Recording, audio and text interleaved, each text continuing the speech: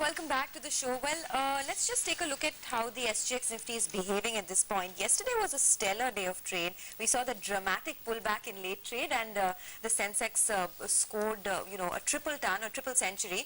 And today the Nifty is sort of flat. So let's see whether that good run continues. We have Amit Gupta, head derivatives at ICICI Direct, who joins us now. Tahir Badshah, senior VP and fund manager at Motilal Oswal, is also with us. Gentlemen, morning to both of you. Amit, I'm going to start off with you first. This market has become so treacherous at this point. Yesterday was a good day, but one doesn't know how to trade on an intraday basis. What do you do today? See, we had an opinion that 75 is going to be a very good support for the market, and eventually Nifty should move towards 78 or higher levels. Now, if you look at immediate basis, 7655 is the immediate resistance. Now, previously I had given a resistance of 7705, and Nifty had come down actually from 7700. Now, 7655, if Nifty is able to breach, I think this rally may extend by another 100 or 120 points, at least till this expiry. Now, one good strategy may be that one can write 7700 put option of the current series and buy 77 put of the next series. Now, why we are doing this? Because the next month volatility is unlikely to fall because of there is an event there. Budget is there, but the near month, because it is going to expire on 26th of June, so you will see the time decay coming very fast because of this. So it's better whatever time decay is left, whatever the time value is left, just eat that time value and hedge your positions by buying the next month options. Now, one can do this strategy on 76 put also, either 76 put sell or next month 76 put buy. So either of this one can you look at. Now, two important things that positionally I should quote here, that we are seeing certain indicators which are indicating that there is still some skepticism in the market despite the positive outcome. Now, if you look at the Nifty put call ratio open interest, that is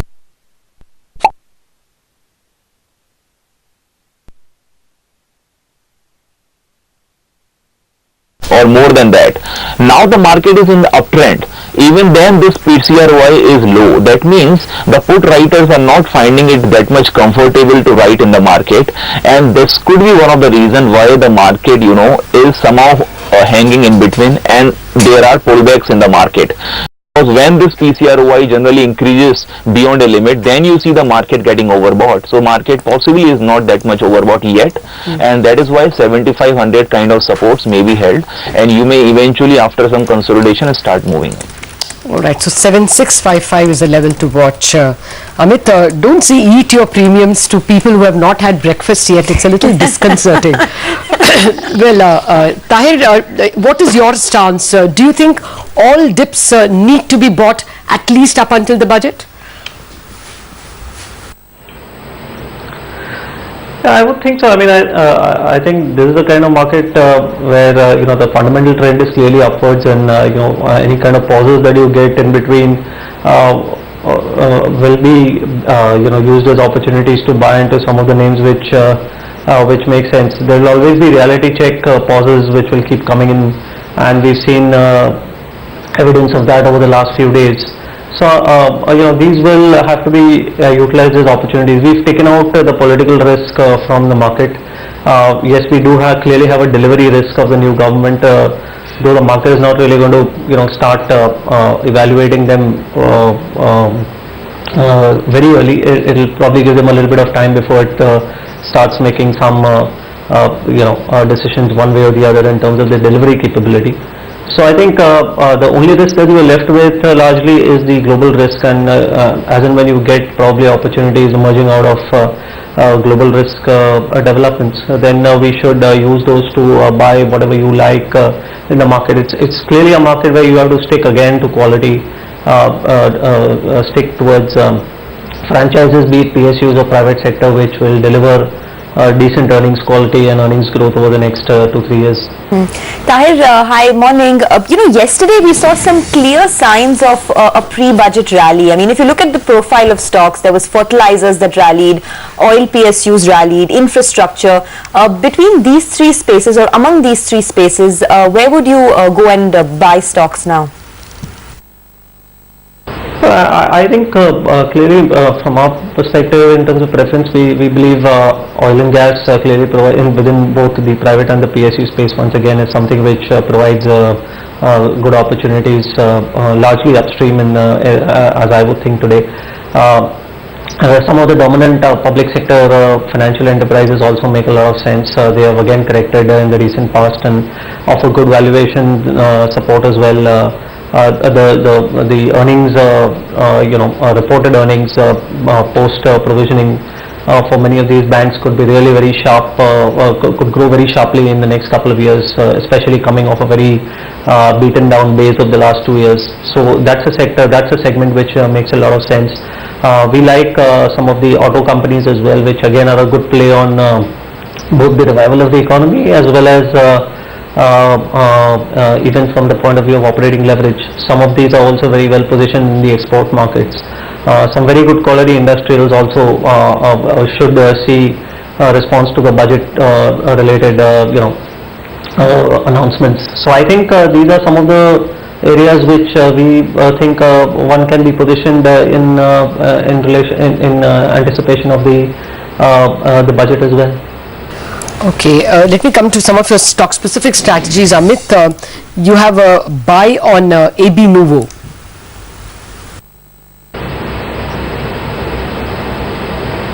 Today I am not very sure whether it will give you money, but I think if you hold it for over a period, possibly even for a month, it will give you money. It should give you money. Now if you look at the kind of consolidation it has gone into from 2012 to 2014, it made a top around 1300. It has taken out that particular top with the 2-year high volumes. And since then the open interest in the stock has been continuously climbing. It is already 40-50% of addition it has seen. So I think it's a good example of long build up, and with good volumes it has started moving up. And the second thing is, if you see the previous in the last 2 years, the lows it made, that was the high of the previous 3 years of consolidation. So that means it gives respect to the years of consolidation and then start moving up. So this particular breakout should not be taken lightly, and I think on declines one should utilize to go long. On the higher side, I am looking at a target of 1600, 1650 in the stock. So I think even for 1550, the first target one can eye it immediately. Okay, Tahir, can you spot some mid caps for us? Well, I mean, I don't know whether I can call out names, but we see quite a lot of opportunities in some of the financial services related mid-cap names. We see opportunities also in technology, in the mid-sized technology names, especially where we believe that the there's going to be minimal impact of the appreciation of the rupee, if any, and underlying growth momentum continues to be very strong with very reasonable PE ratios in many of these, in some of these mid-cap IT companies. There have been quite a number of pharma companies, niche Indian pharma companies, niche domestic focused pharma companies, which in the mid-cap space offer a lot of opportunity. Some of them have not performed recently and offer a very good opportunity at this stage. So I think it's a mix. We also find opportunities in industrials, if in the basically consumer durable related kind of companies in the mid-cap space. So I think there are a plethora of opportunities across various kinds of sectors, even in the mid-cap basket, notwithstanding the fact that the mid-cap index and the mid-cap segment as a whole has done exceedingly well in the space of the last 6 months. Actually, just earlier on, Tahir, Sudarshan was telling us how the cement space now looks to be in a raging bull market of its own. Would you buy any cement companies at this point after the run-up? Yeah, some of the larger cement companies could make a lot of sense, because there we will find a good amount of operating leverage still existing, but you will probably not see demand trends improve very significantly. If at all we get a fairly normal monsoon, so you may have to contend with that period of slightly lower than anticipated volume growth. but that itself might turn out to be the time during which one will have to position yourself in these stocks, because post monsoon we will clearly see a lot of activity, by which time probably some part of the government's infrastructure agenda will also start coming live, and will lead to back-ended growth as a result for the cement industry as well. Okay. I think we lost his Can't hear audio. Okay, we are not able to hear Tahir. Said it right. Amit, I wanted to ask you about Godrej Industries. That chart looks like it goes only one way, and that's up. Yeah, you're right. In fact, if you look at the month of April to May, when Nifty was continuously performing and Nifty moved away almost 700-800 points, so that time these stocks were not performing at all. In fact, it was continuously coming down from 330 odd levels to almost 300 levels. But now we have seen that when the market is consolidating around 76, 77 levels, we are seeing that these stocks have started moving up. In fact, when you look at 74.20 breakout in the market, from there onwards the defensive have started participating. In fact, the FMCG started first, and now because of rupee, the technology is also participating. But Godrej Industries, having said this, I think 332 was the level for number of occasions. It took resistance there, but now it has been able to take out this level. And I think if you look at the open interest build-up, again like Aditya Birla Nuvo, there are long formation here, and here also I think the open interest has almost got doubled when it started moving from 310 very recently. So I think the leverage positions are already built up. The stock, there is still enough headroom for the stock to move up because intermediate highs it has already taken out. So I think just be positive. It is possible that 380, 375 kind of levels can also be achieved. All right, gentlemen, please stay on with us. We need to take a break. When we are back, it will also be time for the pre-opening rates to be read out.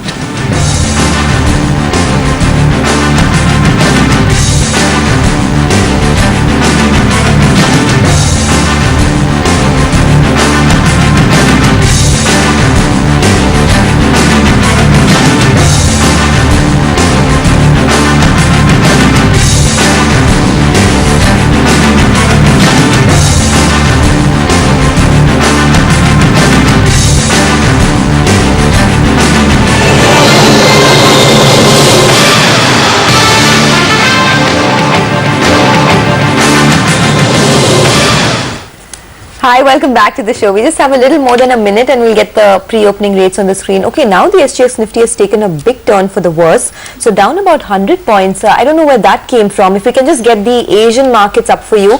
Let's see whether there's any excessive pressure over there. Not too much really. So I think it's only the SGX Nifty.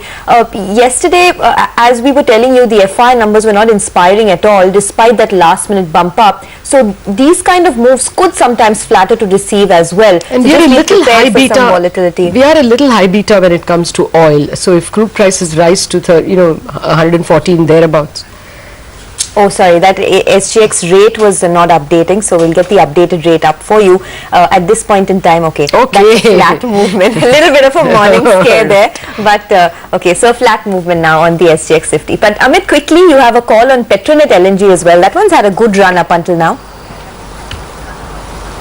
Yeah, in fact, the whole oil and gas space is, showing signs of a lot of pullbacks whenever the market comes down. Petronet has been continuously moving 155 to 165. This move has attracted almost 145% of open interest build-up in F&O, in future segment.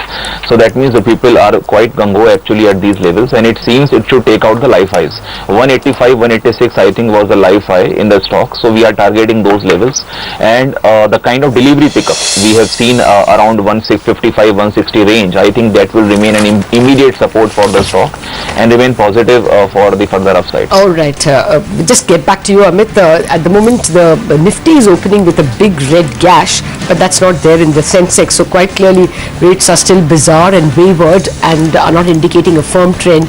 If the Sensex is to be believed, which one must, it normally moves a little slower and more sedate and sounder perhaps, then it should be a green opening, but not by a whole lot. The dollars open stronger, rupees open weaker. That may not be a cause for terrible worry. I think yesterday we closed at 60.07. but that could be last minute RBI machinations as well. There was pressure on the rupee, and today because of crude going to 113.5, there would be pressure. So not to worry too much on that. At the moment, there is still a huge divergence between the Sensex and the Nifty, with the Sensex indicating a green tick and the Nifty down about 0.7. Actually, a several difference there. Let's see which stocks are moving. United Spirits 10% low, and I think that's congratulations to Anuj. He spotted that for us, that the futures were already trading at a discount of about 150 rupees, and therefore the cash will catch up because of the open offer starting, and therefore 100 rupee down tick in United Spirits cannot be ruled out. Among other stocks that are starting in the red are Sun Pharma, down 3.6, HDFC is down about 2%, Exide down 2%, what else? Bharti Airtel is about 0.6 down, IDBI down 1.5, HPCL is down 1.2, now down 0.7, NMDC is down 1%, Yes Bank is down 1%, Bank of Baroda 0.7, RAN Baxi 0.7 down, Bharti Airtel 0.7 down. What's in the green then? Adani stocks are in the green. GAIL is in the green, Siemens is in the green. Siemens 1.4 up, 1.7 up now. Fortis Healthcare is up 1.7. What are the bigger stocks? GAIL is up 1.2, as I said. Power Grid 1% higher, IndusInd 1% higher, GlaxoSmithKline 1% higher. Petronet LNG, which Amit was just discussing, is up almost 1%. Kotak Mahindra Bank is up 1%. That would be, there are some brokerage reports giving it a thumbs up as well. They're going to allow FIIs to buy more of their shares. Adani Power is up 0.75, and maybe the other Adani stocks should also come up for you. Adani Enterprises in particular, they have firmed up plans to raise money, and that's it. Adani Enterprise also up about 0.5% at this juncture. TCS is up about 0.7. What else do we have? PNB is now in the green. We saw a lot of bank stocks in the red, but now Bank of India, PNB are all up about 1%. Anything else? Well, no, it's, in the broader markets, there's no real trend that I'm seeing. A lot of random stocks are moving up. I mean, MTNL has been moving higher. Maybe it's some budget hope rally that you're seeing over there, up 6%. Kohinoor Foods is up 5%. Opto Circuits is up 5%. Indiabulls Power is up about 5%. So it's really just a motley bunch of stocks that are moving higher. But in trade yesterday, we did see a lot of banks and infrastructure stocks move in late trade. So names like Federal Bank, Union Bank, etc. had a spike up. So you might just see a follow through of that, but for now these are absolutely flat. Suffice to say that the pre-opening has settled flat, so it could be a flat start perhaps, but the good part is 7600 looks like it could be defended today. Yesterday, remember, 7500 was defended quite well, and today looks like we could defend the 7600 level. But let's get back to our guests. Amit, any other trading ideas apart from the ones that we discussed? Anything that we missed that you'd want to If something on TCS, Amit, a spread strategy? Yeah, I think I think one should look at technology heavyweights right now, because as I mentioned, 74.21 Nifty took out. We have started seeing buying in the defensives, and now once rupee has moved beyond 60, you are seeing some good momentum coming back into the technology heavyweights. TCS particularly, this is one of the best stock in this particular space.